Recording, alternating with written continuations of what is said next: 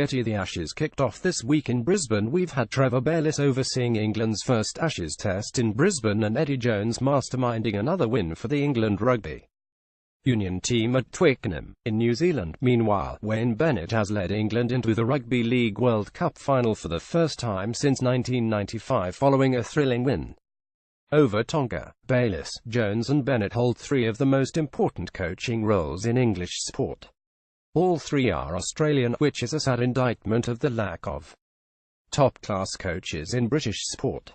Gareth Southgate bucks the trend as manager of the England football team, but that's because he was the only realistic candidate available when Sam Allardyce was sacked last year.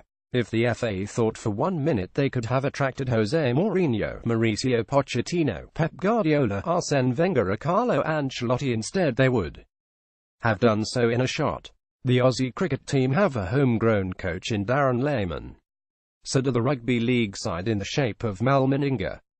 The Wallabies too, who were coached by Michael Cheika. The Socceroos were coached by Ange Postecoglou until he decided to quit out of the blue, despite leading them to World Cup qualification. Postecoglou was born in Greece, but emigrated down under at the age of 5. He talks, thinks and acts like an Aussie. Another Aussie, Chris Spice, is the National Performance Director of British Swimming, having previously held a similar role at the RFU, while Kiwi Warren Gatland has led the British Lions on the last 2 tours. You could argue we should be feeling smug for poaching some of the sharpest tactical minds in each discipline. The Southern Hemisphere's loss is our gain, and all that. You could also argue that it doesn't matter what nationality those at the helm are, provided the teams they coach are on an upward curve. Ashes cricket to feature full player license, photoreal player scans, 11 stadium recreations, so you can play along with every ball to win the greatest trophy in cricket.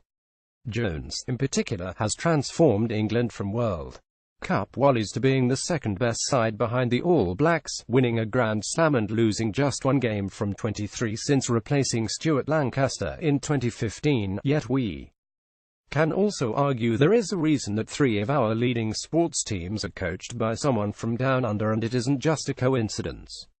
It's because there is a dearth of top British coaches. Where is the next Sir Clive Woodward, or Sir Ian McGuigan? Where is the next bright, young thing to succeed one of those in a top job and scale new heights of success and excellence? Even those we placed great faith in failed. Coaches like Lancaster, Steve McNamara and Peter Moores. The Big 6 in the Premier League all have foreign managers. Burnley's Sean Dyche is by some stretch the best English boss in the top flight this season. But no matter how well he does, will he ever find himself managing Manchester United, Tottenham or Chelsea? No chance. It just won't happen. Even Everton appear to have overlooked him in the shambolic search for someone to replace Ronald Koeman as boss. The Aussies know a thing or two about being successful in sport, but would never contemplate having Englishmen in charge of their cricket and rugby teams. It would go against the nature. The difference between us and them is simple. The Aussies don't need to look elsewhere while we do, because the pool of talent is much deeper than ours. So deep, in fact, they can afford to let some of the best defence to England. But a sporting nation of such standing as ours shouldn't have to rely on pinching leaders from another hemisphere. Getty Dallas Cowboys are the most valuable sports team on the planet. If you think being an Arsenal fan is tough, then just imagine what it must be like supporting the Dallas Cowboys. The Cowboys are the NFL's equivalent of Manchester United in terms of their glitz, glamour, level of support and financial power. In 2015 the franchise was valued at £4 billion, making it the most valuable sports team in the world. The comparisons to United don't stretch to them winning trophies, because the Cowboys have not reached a Super Bowl final for more than 2 decades. Jason Garrett's men have now lost their last 3 games and went a record 10 quarters without even scoring a single touchdown. Their current record is now 56, and in a nutshell, the Cowboys are experts in failure. The most underachieving side on the planet. In fact, they are so dysfunctional they make the Gunners look successful. Getty Johnny Bairstow was involved in a headbutt incident in Brisbane. No mind looking into an alleged headbutt involving Johnny Bairstow. The ECB should be investigating how come he's batted at number 7 for England in the first Ashes test. Besto is one of our best and most experienced operators in an otherwise flaky-looking batting lineup.